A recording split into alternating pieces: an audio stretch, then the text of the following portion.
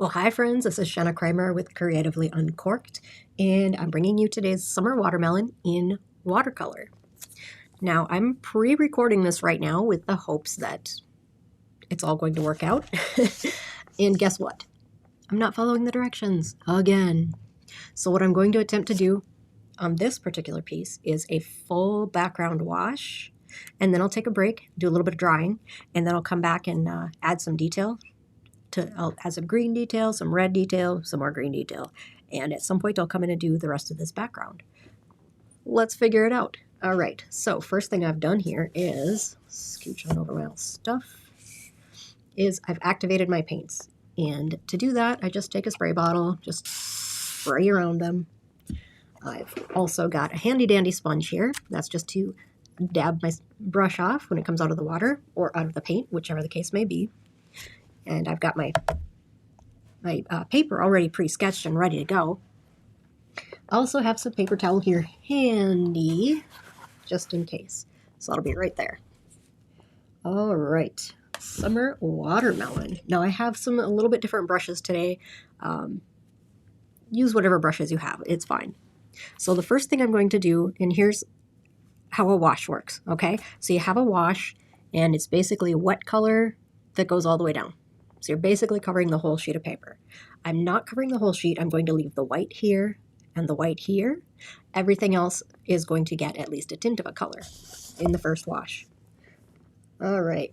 I did just record a video on Watercolor 101, and that shows the basics of how to mix your paint, how to use your brushes. Check that out before you get started. That will be very, very helpful.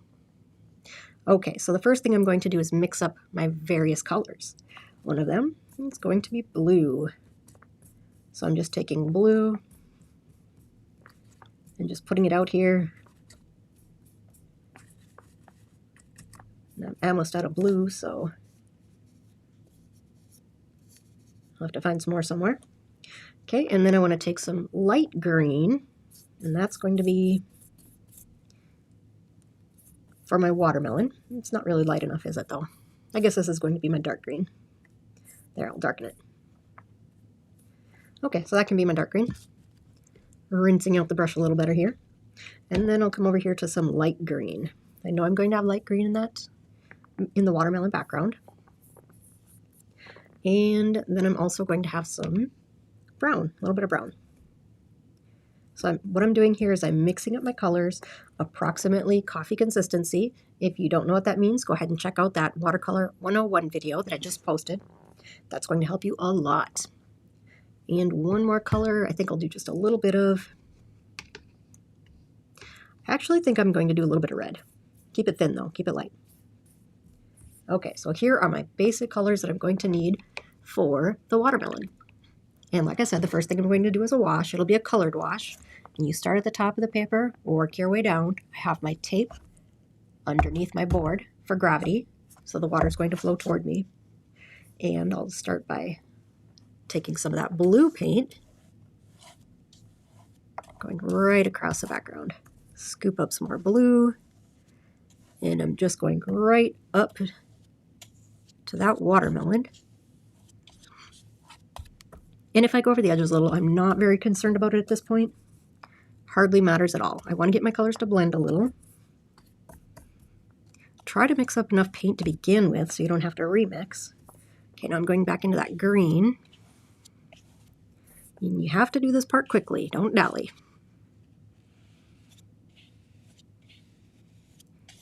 Okay, more green. For this, you want to use the biggest brush that you possibly can. Yeah, because you don't want this to, you have to keep going with this.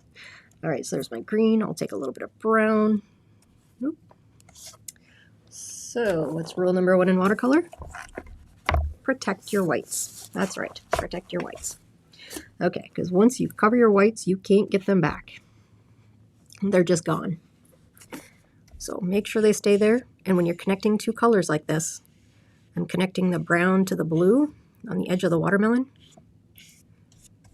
And you got to be careful about that. See right here, it's bleeding. I'm not that worried. I don't really care. Here, these two colors are blending. That's fantastic. That's what we want. but I don't want to see any harsh edges, which could happen. So I'm just going to keep bringing this in, a little more background color.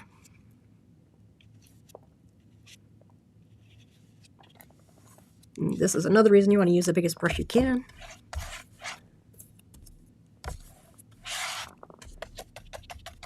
Okay, now, see what happened when I got that part a little too wet?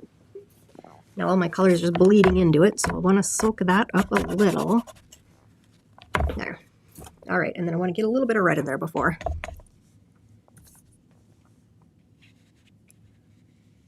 And if these colors bleed together a little, I'm not super worried about that either. One thing I don't want to do is cover up my white spot.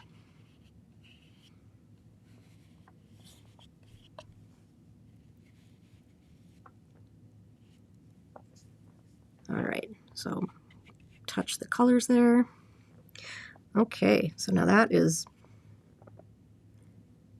looking like it needs to take a rest. Okay, so at this point, I think one of the best things to do would be take a smaller brush, a thirsty brush. Thirsty brush means you rinse it in the water, you dab it on the sponge several times, and now you have a damp brush that's going to soak up water.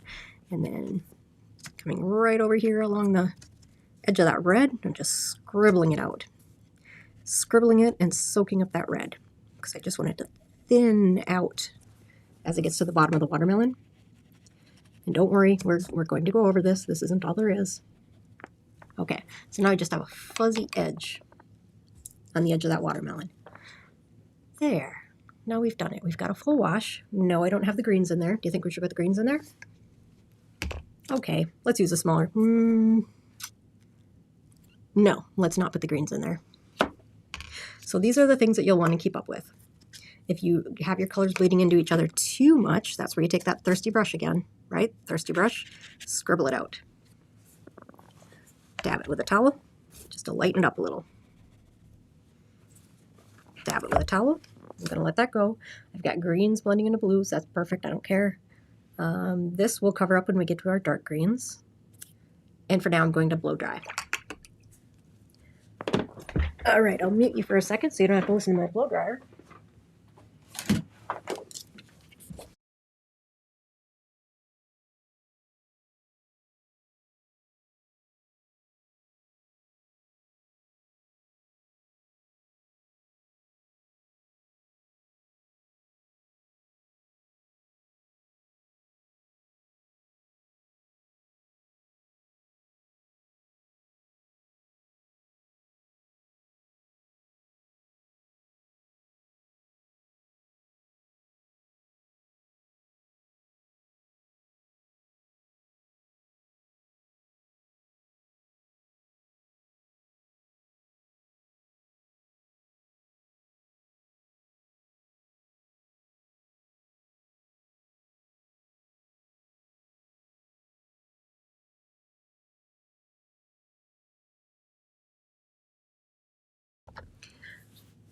Close enough. So it's just mostly dry.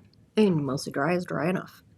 So I'll come back into the dark greens of the watermelon. I've already got my dark greens mixed up. And if you didn't mix up enough, go ahead and mix up some now. On our watermelon, we've got these lines, these pencil lines, and these are just guidelines to show us where to scribble on the dark color. So load up your round brush with a dark color, way out on the handle. You don't want to be choking up on this and being too perfect about it. And then come in and just little scribbles, a little bit higher maybe so you get points of scribbles. Using the sharp end for this, like literally scribble. So the best way to get the good texture. Okay, and if you're changing it all, there we are. Maybe add a little blue in here. Probably more blue toward the back and maybe slightly a yellow or green up front. And just keep right on scribbling. Scribbles get smaller and smaller as you get toward the end. All right, and go up to the next line. Do some more scribbles. See, watermelon's not so tough. Scribble it to death. It's kind of fun.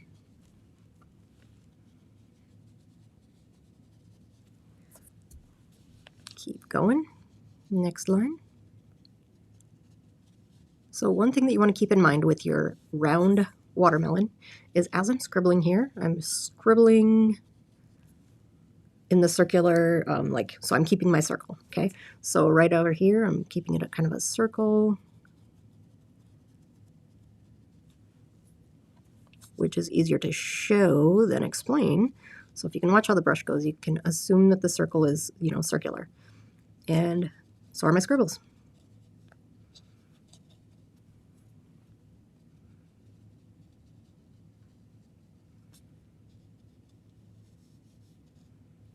And down here we've got a little bit more shadow, so I'm just gonna make a slightly wider scribble.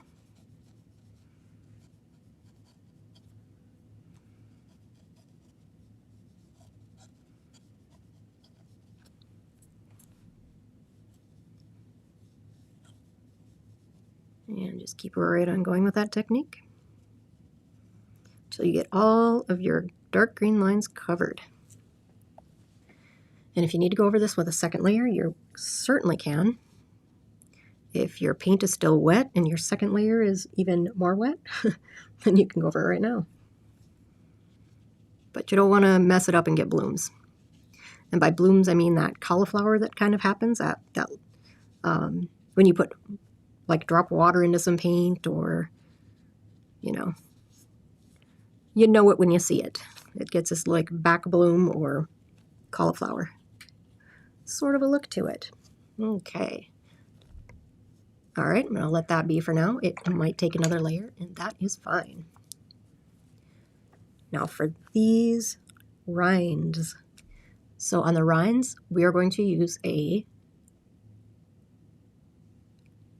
kind of a dry and wet technique. Let's see here.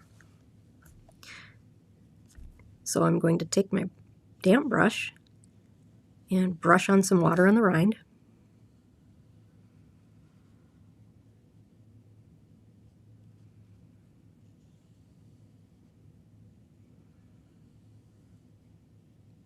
Okay, so I didn't come up here into the white part, I'm just down in the green part. And I'm taking a little bit of this green, let's do a medium green kind of, and just sort of drop it in there. I'm dragging my brush right along the outside edge.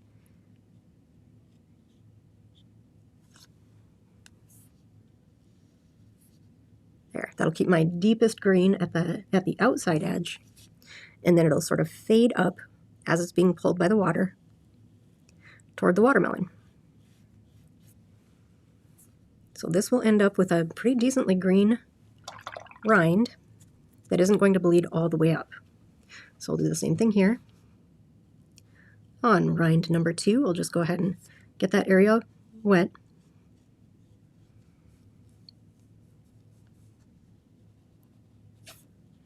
And start dropping in my greens. Again, right around the outside.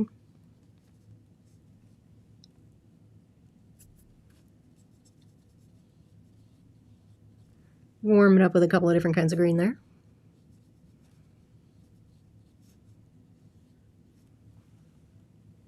This one, that whole rind is going to get some attention. There. And then that will bleed into the edge of the rind.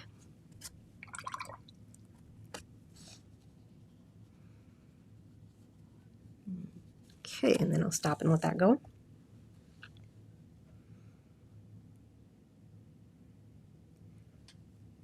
Yep, I think I'm going to want at least one more layer on top of this watermelon, maybe with more of a yellowy green, just something to make it a little bit fresher and brighter. So back into my reds here. I'll start with, let's go ahead and start with a little bit more red. So this is pretty thick, thin it out just a little.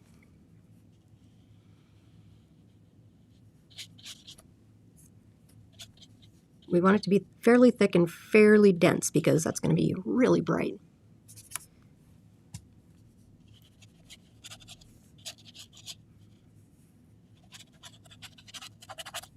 Just scribble that on in. And I'm even going to take a darker red, let's see. For the red shadows, we're typically going to have a mix of red and something. So the opposite of red is green. So we'll just take a little red, a little green. And this is going to be my dark red.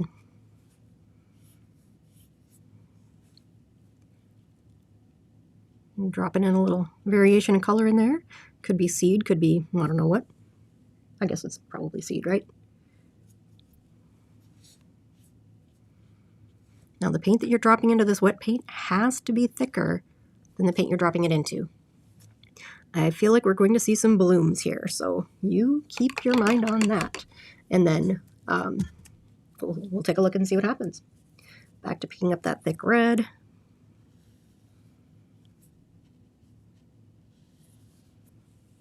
Oops, that's not it. Wrong red.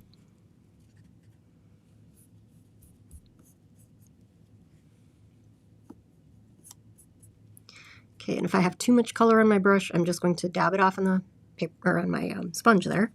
Sponge, paper towel, towel, whatever you have. Apron, I don't know.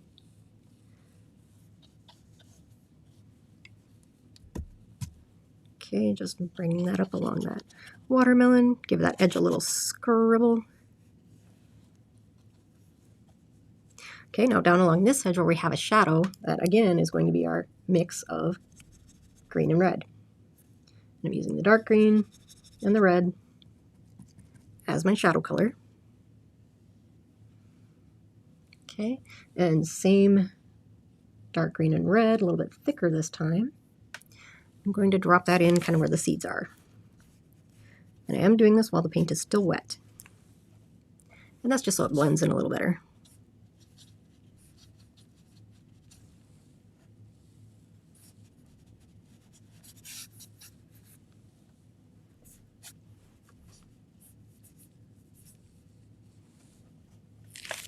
All right, I think that's looking pretty okay. So I think at this point I'll come back up and add that additional green layer before I come back down here and add the shadow layer, because the shadow layer will have to touch this watermelon, and this is very wet paint right now. If you can see that, see if I can get it in the reflection here. Yeah, you see how shiny wet that is? That means we do not want to paint there right now. I don't want to paint next to it because it will bleed. All right, onward. Now, with my greens, I want to add another green that's maybe a little more middle of the road, a little more yellowy green, but a little thicker maybe. A little more variety. Can I say a little more anymore? Maybe just a little more. All right, so now I have this yellowy green loaded up on the brush and scribbling kind of over the top of and above the green, dark green line.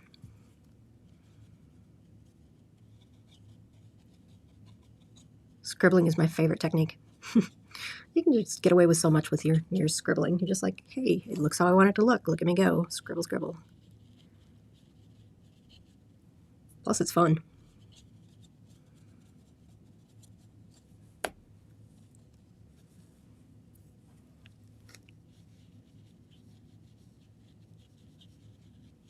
All right, keep right on going there. I'm just going to widen up that line a little bit, give it a little bit more texture, leaving some areas. If you take a look at the original up there, you can see that it's kind of got highlights. It's a little more dark green in the back and a little more highlight up front. So I won't feel too bad about filling in a little bit more of that color toward the background. And then let the color really shine right up front where the highlights would be.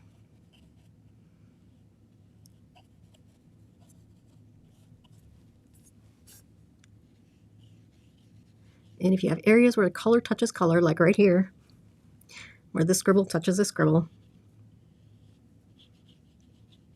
you're going to want to get those connected together while that paint is still wet. Otherwise, you're going to get lines. You probably don't want lines, or maybe you do. I don't know. I don't want lines.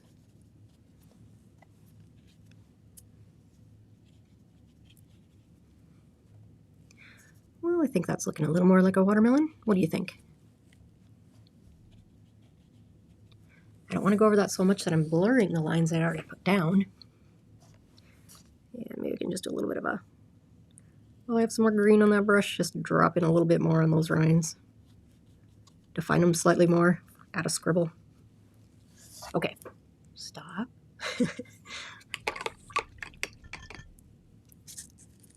Okay.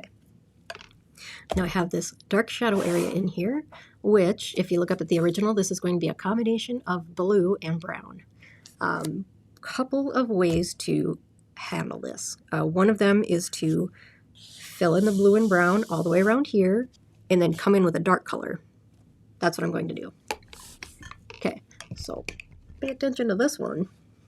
I think I'll do it, let's see, what brush should I use?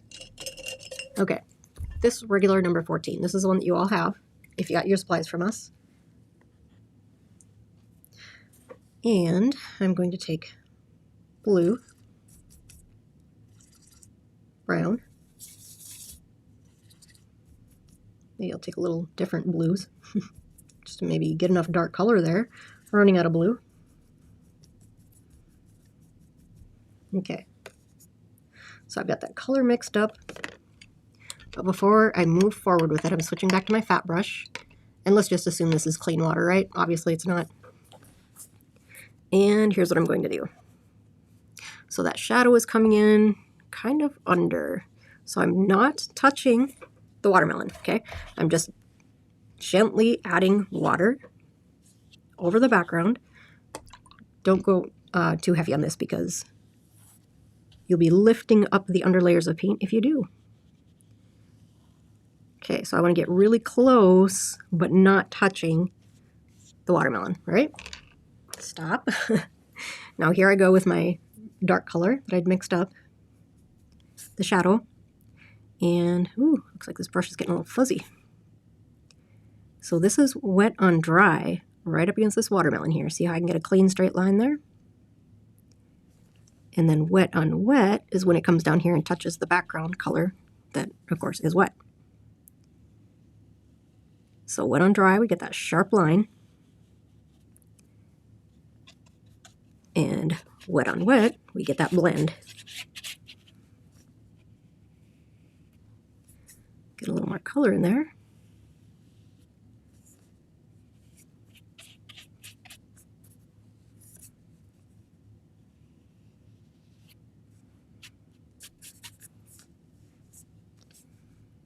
Maybe a tiny shadow up in here. Meh, not overboard. Okay. So now that I've got hard edges there, so I want to go back and scribble that out with a thirsty brush. So thirsty brush again is, remember, rinse your brush, dry it, so it's ready to soak up water, and scribble. There, done. Don't go overboard on that. All right, so let's see. What other details might we want to add to this? I guess if you want a more interesting blue sky, you can go ahead and chop in a few other colors there. I think I'm going to leave mine alone. I think it's fine. Scribble that hard edge out. I think I might come back and add a little more dark seeds.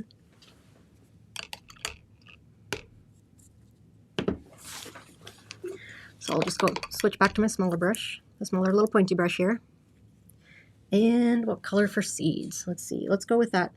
I think we should still go with the green and red mix, the dark red. Maybe a little more on the green side though. Maybe the green-blue side.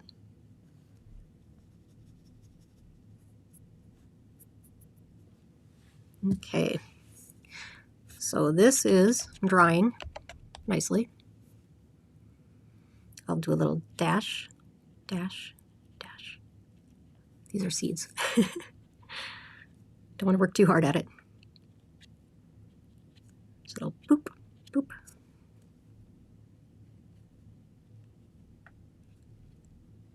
Painting's supposed to be fun, not hard work.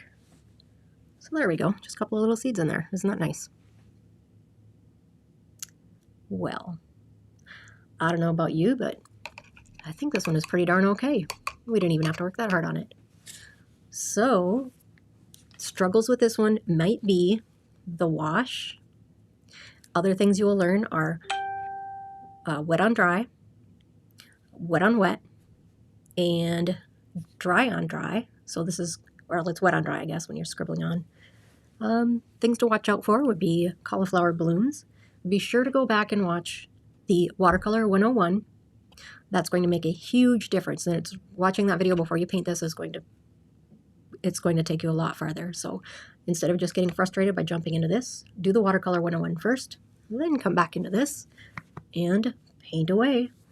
I'll be back probably another day with the acrylic version of this painting. Thanks for watching.